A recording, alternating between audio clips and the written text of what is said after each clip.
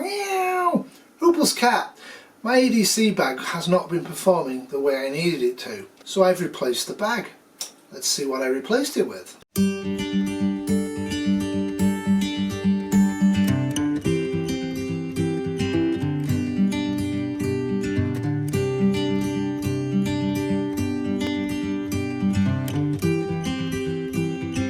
So an EDC bag is an everyday carry bag, and it's designed to be carried in a bag, equipment that you may or may not need if something goes badly wrong during your day. Whether your day is at the shops, at the cinema, on transit or at work. Basically, it's a bag with equipment in it to help you survive any type of catastrophe that may occur during your day. Now my EDC is a little different from what most of you would require. I don't have a car driver's license, so I cannot drive legally. I use transit a lot. So my EDC is not just designed to help me out in the pinch, but it's also designed to get me home. It's a go bag designed to be an everyday carry. So it's a little different, and I've been through the bag and its contents before, and it's always an ongoing process. And with the new bag, I'm actually going to change it around a bit and put a few items in there that I haven't got to this point. So I may not share that with you guys, or I might. If you want to see what my new EDC is going to be like, let me know in about 2 or 3 weeks. By the magic of electronic media, if the world hasn't ended, you will see it. But I'm really happy with this. I've been buying stuff from a Canadian firm called Tentree for a while. They use ethical sourcing and they use a lot of recycled materials, and I'm very happy with the t-shirts. This is not one of their t-shirts, by the way. This is a joke. They bought me this last summer after I had a complete and absolute mental breakdown in the Shire property when a bat got in and started flying around, and it turns out I'm deathly afraid of bats.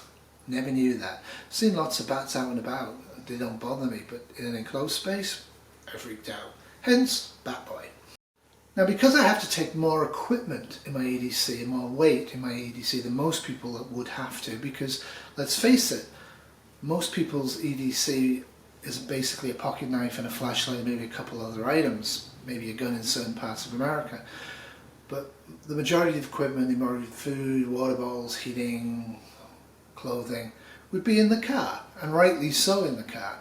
Now we have considerable car kits, and they also are something I'm looking at improving. I want to put all of the car kit stuff inside of duffel bags so they can be grabbed quickly and moved out of the car in a pinch, because right now they're just in the car, which most of the time will be okay, but maybe not. Maybe I need to evacuate the car real rapid as well.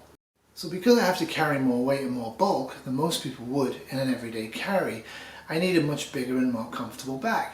And I got one, and I like it a lot. So what I got last year was the current Canadian Army day bag. Works well, it's reasonably waterproof. Straps are very pleasant for me. There is no chest strap, there is no waist strap. That's a concern when the weight starts to build, but it works reasonably well. But the two main reasons I'm ditching this, actually this will become a support bag, is one, it's not padded, and I need a bit more comfort back here. But the main reason is currently this is what's in my bag. So the bag is pretty much full,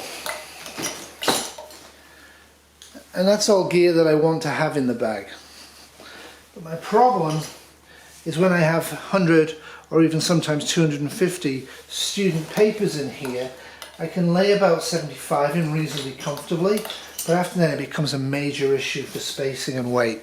Simply put, it's too small. What it has to have in it, it has to have a leader ball. Yeah, it's not metal. It is graduated, so I can ration myself if I had to, which is unlikely. I want to use Aquatabs. It doesn't work against Protozoa. Protozoa is not a particular issue in the areas I'd be EDCing in, getting home from, or bugging out to. I used to just dump everything in the bag. So now I went to these. So I got these from L'Octane as freebies, the bags. So I have a couple of kits in. This is a light one, not so bad. You notice I throw them. You really should be able to throw all of your stuff. But recently I've just been able to get some batteries, so there's a lot of batteries in here now as well, which is adding to the discomfort and weight.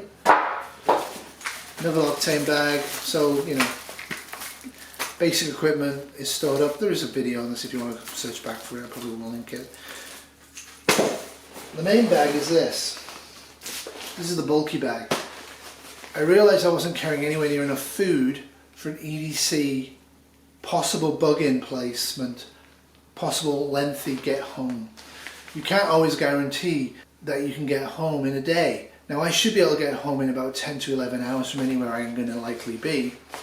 But if the streets aren't safe, if there is radiation, then I might have to stay where I am for about 2 weeks. And this is inadequate for 2 weeks supply of food, but more than adequate to keep me alive in a reasonable shape for 2 weeks. And then at the end of that, an extra calorie boost to actually get home quick. This was from the pocket box, so there's an extra little flashlight here. There are flashlights around, and as you all know, I always keep one in my pocket, and everybody should who transits. This is my emergency. I have to ditch everything but grab this bag. In an EDC get home situation, this bag will actually be on me outside of this bag, so I can just throw this bag off if I have to run and get out quick. But as you can see, there's very, very little space in there. There's also a few little items in the top of the bag, money and batteries. I have a lot of batteries right now because I've been gathering them. So I need a bigger bag. It has to be comfortable, it has to be big enough that I can carry a lot of student papers into it along with that stuff, though I'm going to revamp it. I like to revamp about every 6 months. And it had to be a reasonable price. But the other criteria I decided to go for was OPSEC. The reason being, I have had people coming up to me and talking to me about the Canadian Army and military service whilst using this bag, and I don't think that's a great idea. Certainly if people want to chat to me about military service and what I do and what I've done and stuff like that in the here and now, total strangers, I'm not really sure I want that happening in an SHTF situation. In fact, I know I'm not. The other thing with this is, having decommissioned it, one of the other things I'm going to do with it is I'm actually going to repair it because it did sustain some damage, and that's not great. And the water containment in this to carry water wasn't great either. But hopefully I've solved all of those problems. So this is from Tentree. It's a large backpack that's thin. So it can go from like about 20 litres, you have to look that up, to about 35 litres. Now 35 litre capacity is pretty impressive, and that's why I went with it. It has nice straps that are padded and a nice backpack that's padded. The padding is made with algae. They're a very green conscious thing, and these are not leather, these are cork. You should never buy leather, but that's the story for another day. And I was very pleased with it, and I got my bonus water bottle. And now this water bottle actually is in fact single lumen, so it would be safe to cook with, but the paint wouldn't last very long. So having an actual water containment system that's secure was an important feature for me. Now on the other side of this, you'll notice this is looking a bit weird because they've got this top piece here, but I'll get to that in a minute. But the other part of this is actually a pocket where you could easily put a fairly decent sized knife in, or in fact one of these water balls. So you can use this as a double water ball. And in reality I probably will not do that because again water is not such a big issue for me, and I do carry collapsible water balls to fill up in a punch. And let's get into why I like this design and how much it cost. For me a grab strap's important, and both of these bags have these. This is a feature, if I didn't have it I would sew it in. This back grab is not as wide as I'd like it to be, and I may look at ways of making it wider and firmer, but it's pretty strong. Now the bag does not have a waist strap. I would have liked a waist strap, but it works very well and it can be adjusted easily, and there is a little bit of capacity to put some MOLLE webbing and extra stuff here and here. So I'd like that for example, the compass or a quick knife release in an EDC get home situation. So the bag comes in 3 colours and you'll see them. The colour I picked is black. Not really wanting to advertise. This is the cool part of this bag. This is just such a cool feature. You actually can open up the top.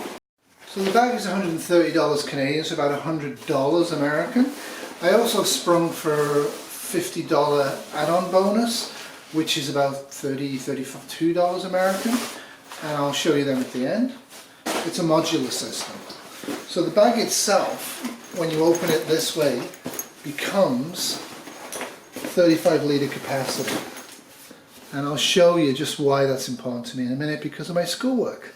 Inside the main compartment there is two padded areas, padded both sides for a laptop. I don't use a laptop, I'm planning to get a laptop, but it's actually a great place to put flattish equipment that you don't want damaged, for example a self-defense item of whatever you might imagine, a self-defense item that could fit there that you don't want it to actually cause pain on your back and you don't want it to move around a lot. I like front compartments that do this, I like them a lot, and you'll see some pictures from the manufacturer on them, but inside the front compartment I have 1 and 2 pockets, so that would be ideal for placing first aid supplies, maps, compasses, stuff like that. At the back of it I also have a zip pouch here, which I can use for things I don't want to lose, medications, money, stuff like that. I also have a top big zip pouch, which is also not huge, but pretty big enough for my needs. I like that. And then you have the centerpiece here. So there's plenty of room in here, and I'm pleased with this. The zip construction is, you can't really see because it's black, but the zip construction is great. I receive no money, no discounts, no nothing for this. Generally speaking, if I ever do get paid products on my site, which I occasionally seem to be getting asked to do a lot of, I will only pick things that I actually want for free myself, and I'll explain to you why, and I'll do as honest a review as you can, though it's impossible to do an honest review on something that you've been given for free. I still stand by that. And it will not be a major feature. I'm not sure how to buy my own stuff, but some things you can't buy. Now a quick shout out to Mrs. Shovelhead 8, who noticed this bag that's been sitting there for over a couple of months in one of my videos. Eagle-eyed observation, good stuff. Okay, let's fill this bag. Bear in mind, I'm not filling this in any organised way, I just want to show you the capacity. This will always go in the base because it's heavy. And then this will go in because it's heavy, it's food bag and water. Then this will go in, and then these two go in. So just chucking it in like this and giving it a bit of a shake, I think you can see immediately I have a lot more capacity. And this is not the greatest, and I'm just going to take it out and now show you how it actually would be if I use this design. Wow, you can see the cargo capacity of this.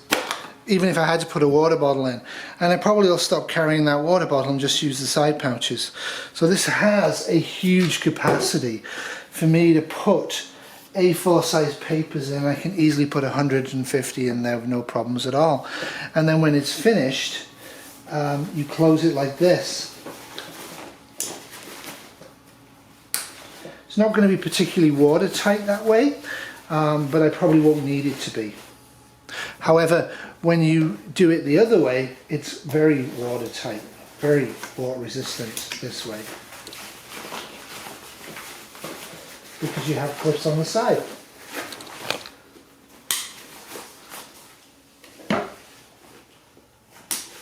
So yeah, $130 Canadian, it's not cheap, no doubt about it. Well, the construction's good. It's a great company in terms of green and ethical source material. This is in fact made in Vietnam.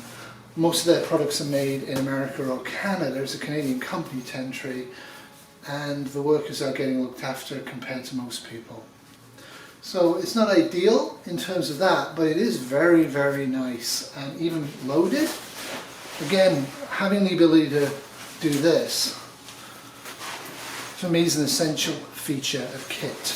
To be able to, under stress or at night, without any issues at all, do this and go, is what I'm looking for in a backpack. And I need a backpack for my EDC because I'm carrying too much stuff because I don't have the car to put it in. So me being me, I actually sprung for the bonus. This was just a luxury item, I just wanted to get it. So my EDC items inside the main backpack, which I've finally got around to organising enough to put in little packets, can go into these. So again, if I have to ditch the backpack for whatever reason, or more importantly, if I have to give more carrying capacity to somebody else, I have this as an option inside the bag. Now these have carrying straps and they work well, and it's not as padded a bag, but you can carry this, and it's kind of a pleasant look. I can attach these to the bag, I can carry them by hand, I can hand them to somebody else to carry by hand. This would massively increase the capacity to probably nearly 45 to 50 litre capacity. Again, it's cork, again the zips are good, again the zips go all the way around, so if this has got stuff in it and I want to get it, I open it, and bingo, I have stuff inside it. Now, it's just a bag, okay? But it's good quality. Inside I have two more Tentree bags because it came with the set. Designed for various points of view. This is more your kind of your basic toiletry bag. Again though, it has a little strap on it, and again that can be invaluable. So if you're handing small equipment off to a child, this sort of thing's a good idea. It also means that attachment to the main bag is reasonably straightforward if you have to increase the capacity.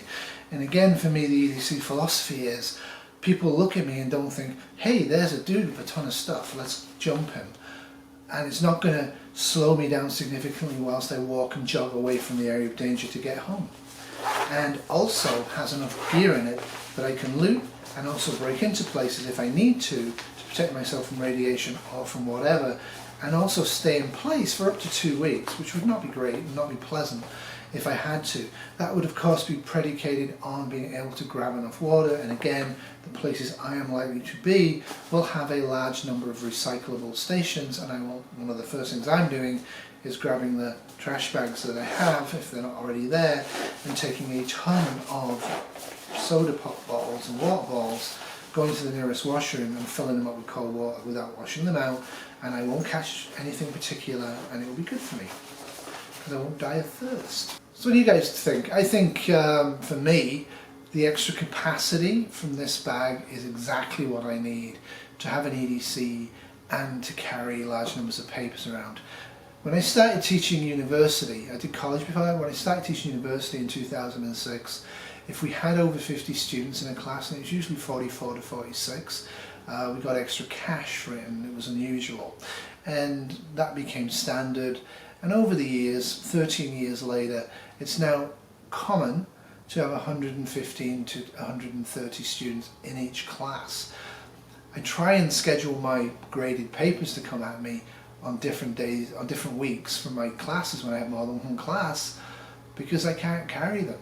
And because I'm sessional, I don't have an office, so I can't actually store them at the university, so I have to carry them to and fro. So I needed the extra capacity. But in truth, if you've got an EDC or you've got a bug out bag, even an inch bag to some degree, though probably doesn't count for inch, you really want to have a separate bag inside that, or like these, so you can carry extra stuff in your hand if you needed to, more comfortably than loose or in a plastic bag. But you also need to have capacity in there because you might find items along the way and you might want to put them in. For example, water bottles. That's a classic example. And having inch bags stuffed, you're probably never going to get away from that. But your basic bug out bag, and certainly your basic EDC bag, if you use a bag and not just a pocket thing, really and truthfully, and car get home kits, they really should have extra space in it. They shouldn't be stuffed so tight, and they really need to have the weight cut down. I really like this system. I think I'll have a lot of pleasure with it. Obviously I've got to use it. I will be using it starting Friday to and fro work, because Kitty's not on with me all the time at work, so I always take my EDC with me to work, just in case. If Kitty's there, the extra stuff in the EDC, coupled with the card kit, means the two of us can stay in place for 2 weeks if we had to. Anyway, that's all from me. Remember, in SHTF, tomorrow will always be worse than today. So, make sure you're prepping, because it'll make it slightly easier. Basic batteries, not a bad idea. Now the bonus part to this is this book. I ordered this, I kind of fancied it. It's a Canadian book. Basically all the power goes off, I'm not sure why, I'm guessing nuclear war or EMP or both, in a very far north First Nations community, and things deteriorate. And later on, survivors from the Wreck Society in the South show up. But the actual biggest threat to this community, according to the blurb, is from within the community.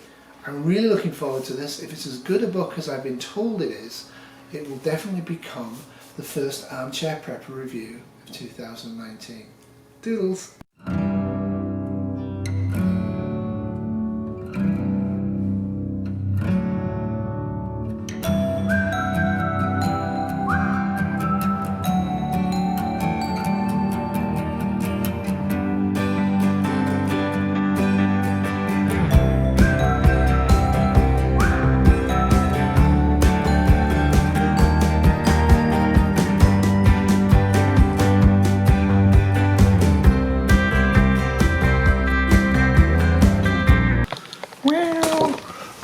If you are handing a small supply of equipment off to